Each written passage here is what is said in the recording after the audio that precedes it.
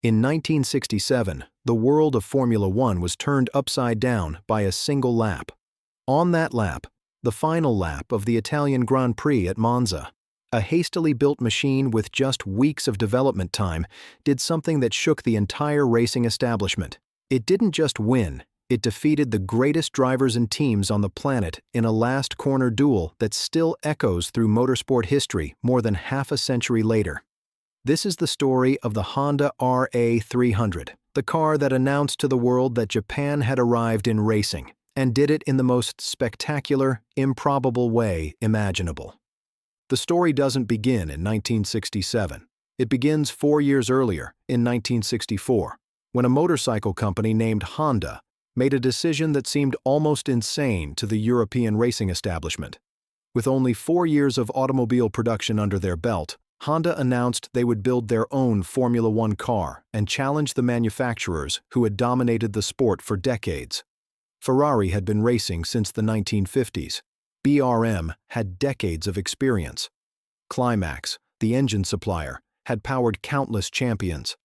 And yet, Soichiro Honda, the company's founder, looked at this landscape and saw opportunity rather than intimidation. What Honda possessed was something no European manufacturer could match: unparalleled expertise in multi-cylinder engine design derived from their motorcycle racing pedigree. The 1.5-liter era of Formula One demanded innovative thinking, and Honda brought it. Under the direction of engineer Yoshio Nakamura, a visionary who would later become one of Japan's most celebrated automotive figures, Honda developed something revolutionary: a naturally aspirated V12 engine when every other manufacturer was wedded to the conventional V8. At 220 horsepower, it was the most powerful engine in the sport.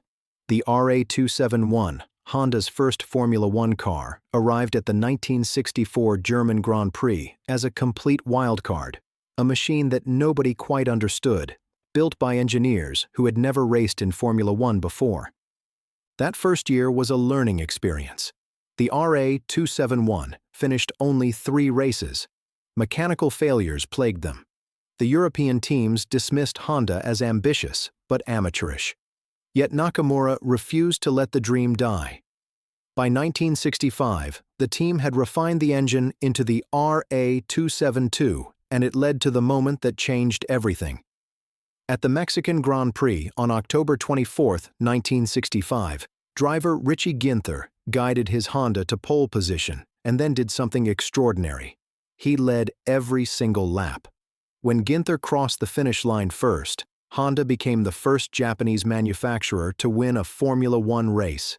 It was only their second season in the sport. They had defeated Ferrari, Lotus, BRM, and every established power in the paddock. That message from Nakamura back to Honda headquarters in Tokyo said it all. Veni, vidi, vici. I came, I saw, I conquered. But victory did not bring lasting triumph. In 1966, Formula One changed. The engines grew to 3.0 liters, and suddenly, power meant weight. Honda's new RA273 was powerful, producing over 400 horsepower. But it was cumbersome, almost 1,700 pounds of machinery that was difficult to tame. The chassis was heavy, the handling questionable, and despite possessing one of the finest engines in the sport, Honda struggled through 1966. The team scored points, finished races, but couldn't win.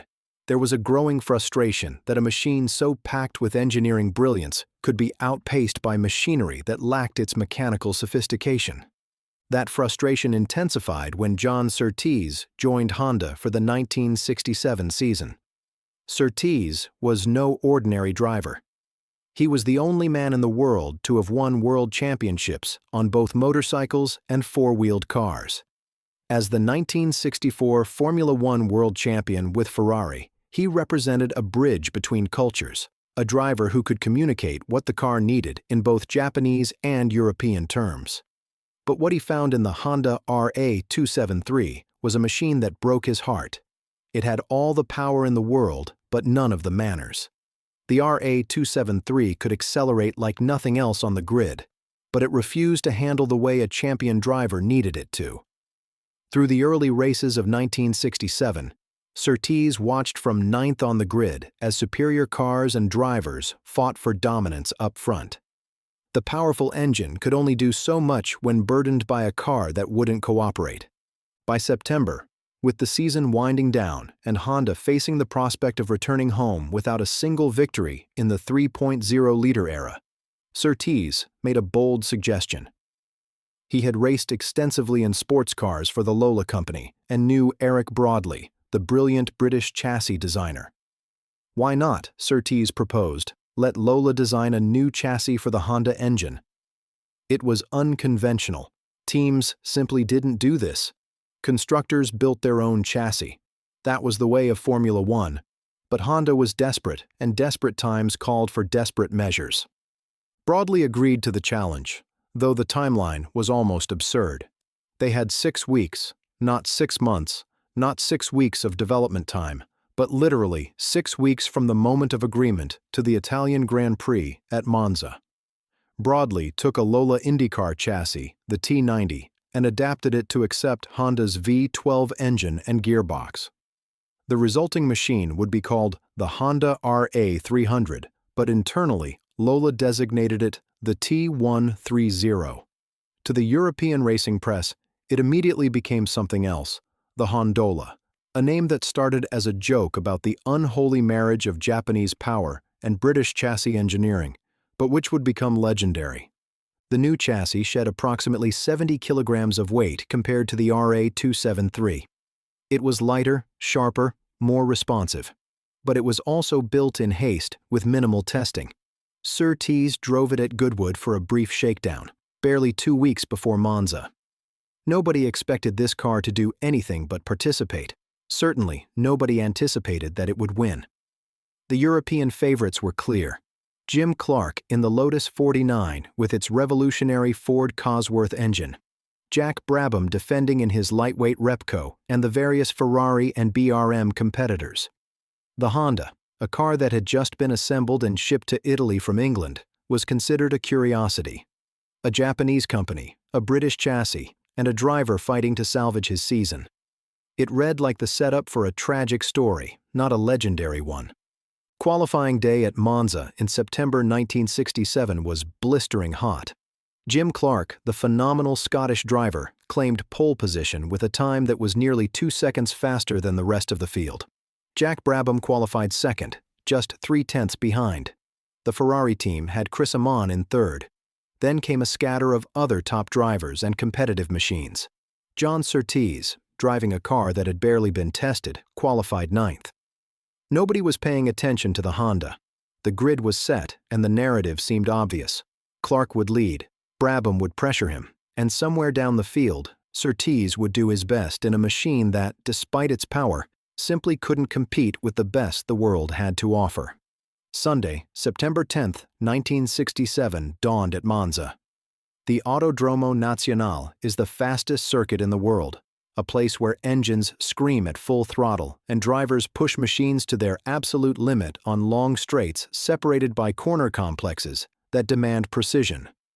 For 68 laps, they would circulate this sacred ground, and what unfolded would be remembered as one of the greatest races in Formula One history, not primarily because of Honda's performance, but because of the entire drama that took place. Jim Clark, from the very beginning, was brilliant. This was Clark at his absolute peak, a driver who had won multiple Grand Prix races and was now in command of a new car that seemed to suit him perfectly. He led the race, controlling it, managing it like a master. Graham Hill drove alongside him in the other Lotus, and the two Honda competitors could only follow. Surtees worked methodically, avoiding mistakes, maintaining pace, waiting for opportunity. The race developed into a rhythm. Clark leading, Brabham and the field following, Surtees driving consistently, if not spectacularly. Then, on lap 12, Clark's right rear tire punctured, not gradually, not slowly, but suddenly. The Lotus darted left and right as Clark fought to control the machine on 3 full tires and 1 flat. He limped into the pits, but the damage was catastrophic. He had lost an entire lap to the leaders. What had been an easy victory now became a desperate recovery mission. The crowd gasped. The Clark machine had been stopped. Suddenly, Jack Brabham moved into the lead. Behind him, Graham Hill moved forward in the sister Lotus, and John Surtees, waiting and patient, moved into contention. For the next 40 laps, the race seemed settled. Brabham led with ease, the reigning world champion controlling his machine, managing fuel and tires, doing all the things a champion does. Graham Hill held position in the other Lotus, but behind them, Jim Clark was performing one of the greatest recovery drives in Formula One history. Lap by lap, he was catching back to the leaders. He had been a full lap down, an eternity in racing, yet through sheer speed and determination, he was clawing his way back. The spectators were on their feet. This was Clark at his best, a driver who refused to accept defeat. By lap 50, Clark had caught and passed both Hill and Brabham. Now he was in the lead, hunting to make up the lap he had lost. The Lotus was faster than anything else on the circuit. Surtees, in the Honda, was maintaining position but seemed locked out of victory. Brabham, with the lighter Repco engine, had dropped back slightly, but remained in second place. It looked as if Clark would pull off one of racing's great heroic victories, somehow recovering from being lapped to win the Grand Prix anyway.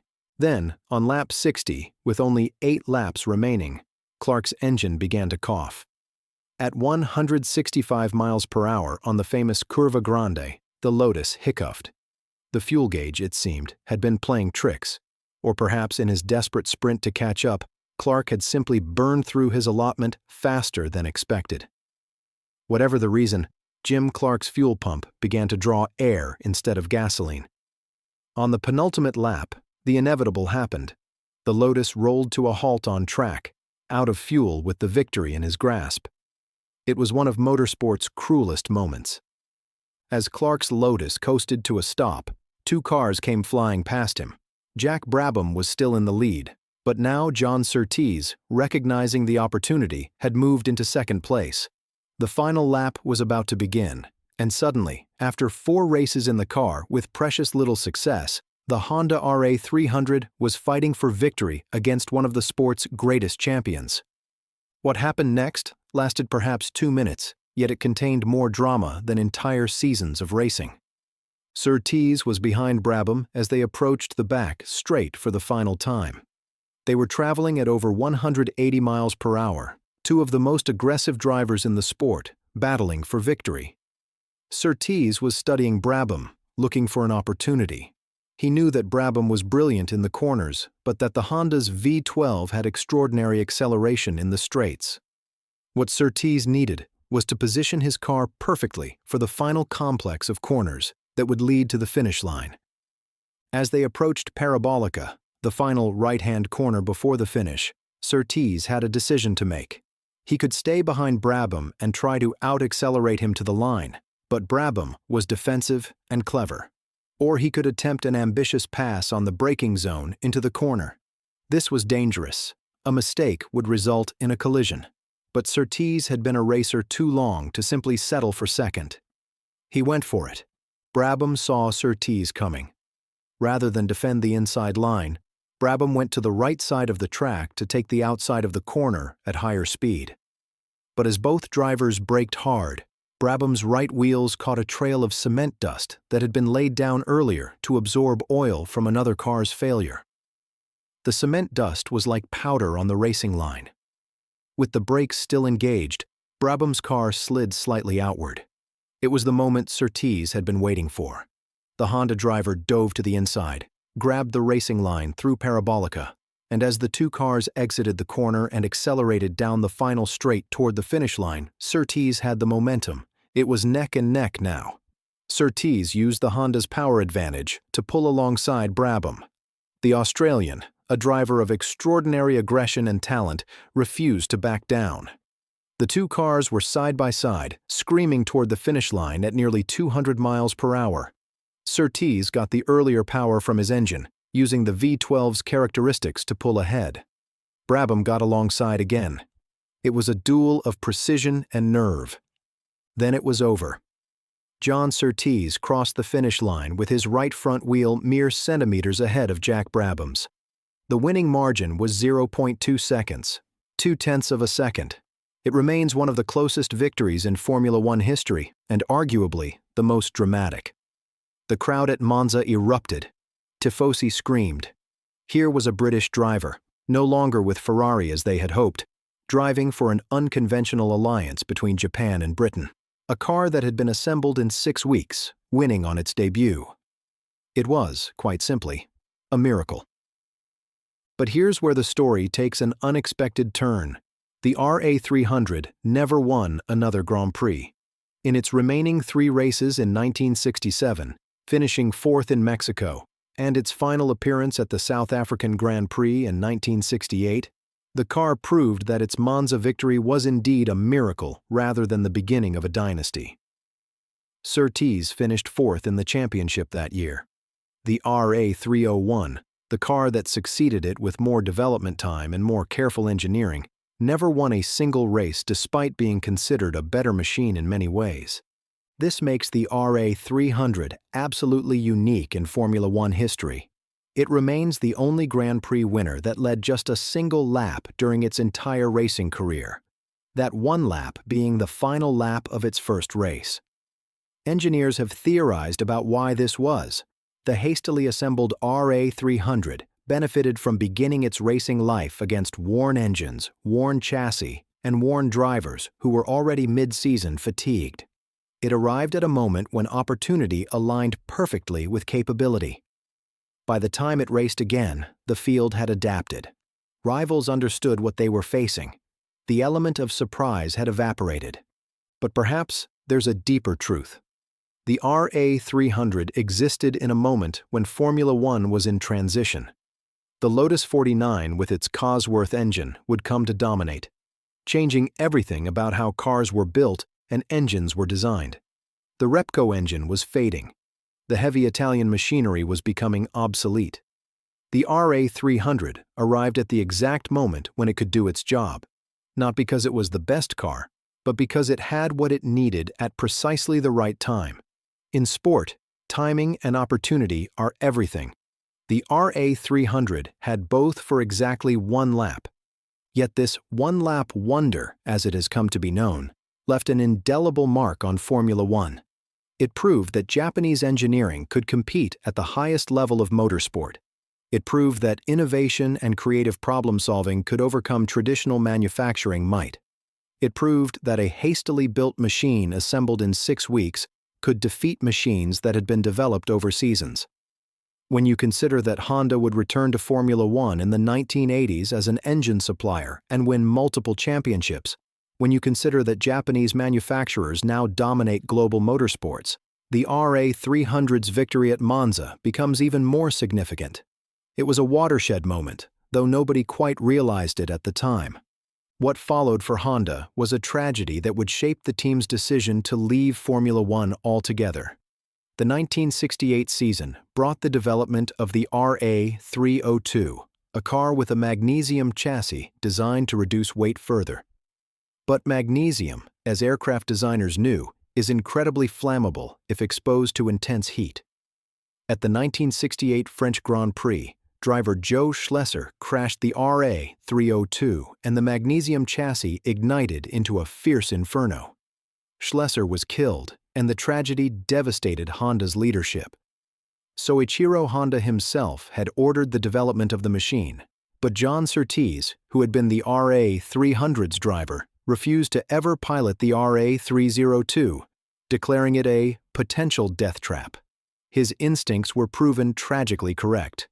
That death, combined with Honda's internal reflection that they had achieved what they set out to do, proved that Japan could win in Formula One, led to Honda's withdrawal from the sport at the end of 1968. The company would not return as a constructor until 2006, when Jenson Button would win the Hungarian Grand Prix in another Honda machine. But between 1968 and 2006, it was that 1967 victory at Monza that remained the reference point, the memory that kept the spirit of Honda's racing ambition alive. Today, the RA300 that won at Monza resides in the Honda Collection Hall in Japan, maintained in full running condition. It is taken to major events like the Goodwood Festival of Speed, where thousands of fans gather to witness a machine that defied the odds and accomplished the impossible. Engineers, historians, and drivers all agree. The RA300 represents something pure about motorsport. It was built by people who believed they could do something impossible. It was driven by a man who refused to accept defeat, and it won at a moment when every element aligned to create magic. The Honda RA300 is often called forgotten, but perhaps it is better understood as timeless. It is remembered not for a dominant season or a championship, but for one perfect lap, a lap where everything worked, where all the pieces came together, where a hastily assembled alliance of Japanese engineering and British craftsmanship produced something that wrote itself into legend. In the pantheon of Formula One vehicles, there will always be the dominant machines, the cars that won season after season through overwhelming superiority.